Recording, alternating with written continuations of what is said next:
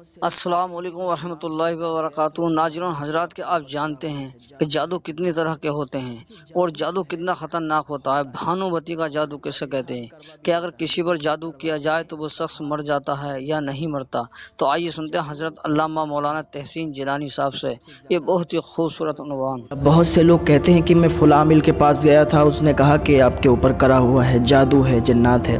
دیکھیے، جادو جو ہے ہوتا ہے اور انسان کروا بھی دیتا ہے، لیکن جو کرواتے ہیں ان کا حال بہت ہی برا ہوگا۔ جادو کئی قسم کے ہوتے ہیں۔ جو سب سے زیادہ طاقتور جادو ہوتا ہے وہ بھانومتی کا جادو کہا جاتا ہے۔ ایک کالی ماتا کا بھی جادو کہا جاتا ہے۔ جادو بہرحال بہت طریقے کے ہوتے ہیں، لیکن جو بھانومتی کا جادو ہے وہ 70 پتلیوں کا ہوتا ہے۔ آپ نے دیکھا ہوگا، پتلی ہوتی ہیں، پتلے کے نما بنی ہوئی ہوتی ہیں، اس میں وہ لوگ سوئی چبھوتے ہیں، اس کے اوپر نیبو کاٹتے ہیں، جو بھی کرتے ہیں وہ اپنا بہت غلط کام کرتے ہیں، اور وہ بہت ہی گندا جادو ہوتا ہے، کیونکہ سپلی عامل ہوتے ہیں اس کے، اور وہ اس کو کہتے ہیں جو لوگ جتنی زیادہ گندگی کرتے ہیں، جتنی زیادہ گندگی کھاتے ہیں، اتنا ہی زیادہ ان کا جادو مضبوط ہوتا ہے۔ بہرحال تو اس جادو میں 70 پتلی ہوتی ہیں۔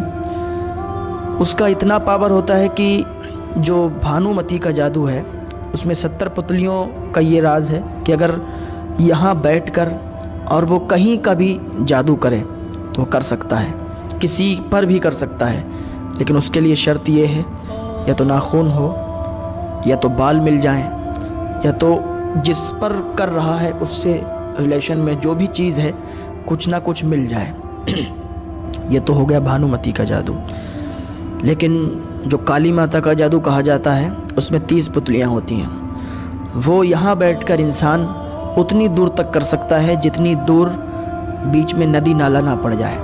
اگر بیچ میں ندی نالا پڑ گیا تو وہ جادو وہاں تک ختم ہو جائے گا، وہ وہیں تک محدود رہتا ہے۔ بھانومتی کا جادو وہ ندی نالوں سے بھی پار کر جاتا ہے، آگے تک، جہاں تک کر سکتا ہے، جہاں کا انسان ہوگا، مطلب جس پر چاہے کر سکتا ہے۔ اب جو آپ پر جادو کیا ہوا ہے، آپ کہتے ہیں کہ میں فلاں کے پاس گیا، تو دیکھیے، ہر عامل سے مت ملیے اور ہر عامل کے پاس مت جائیے، کیونکہ میں نے بہت پہلے بھی بتایا تھا کہ ہر عامل ایک جیسا نہیں ہوتا ہے۔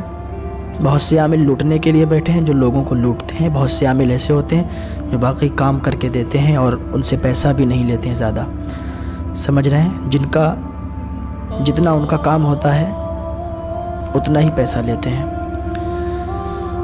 اگر آپ کے اوپر جادو ہے، آپ کے کاروبار بند ہیں، ٹھپ ہیں، آپ کو ایسا لگتا ہے کہ کوئی بندش ہے، تو کسی عامل کے پاس مت جاؤ۔ سب سے پہلے آپ نماز کے عادی بن جاؤ، 5 ٹائم کی نماز پڑھنے لگو۔ جب نماز پنجگانہ آپ ادا کرنے لگو، ایک وظیفہ کر لینا۔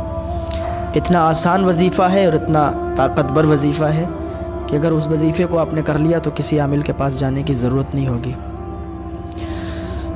عشاء کی نماز کے بعد 21 مرتبہ قل اعوذ برب الناس، یعنی یہ قل شریف آپ کو پڑھنا ہے 21 مرتبہ، اول اور آخر 7 مرتبہ درود شریف پڑھ کے۔ دوسری چیز یہ ہے کہ پھر 100 مرتبہ استغفر اللہ تعالی ربی من کل ذنب واتوب الیہ، یہ وظیفہ کرنا ہے۔ اس کو بھی 7 مرتبہ اول اور آخر درود شریف پڑھنا ہے۔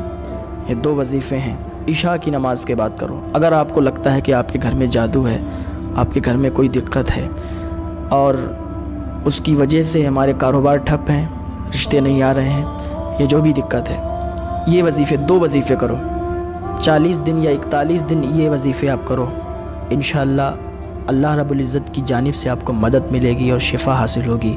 ان کو پڑھنے کے بعد اپنے اوپر دم کرو اور اپنے گھر والوں پر دم کر دو، اور اگر پانی آپ کے پاس ہو تو پانی پر دم کر کے وہ پانی رکھ لو اور وہ پانی اپنے گھر والوں کو اپنے آپ پی لو۔ انشاءاللہ اللہ رب العزت کی جانب سے آپ کی مدد ہوگی اور آپ کو شفا حاصل ہوگی۔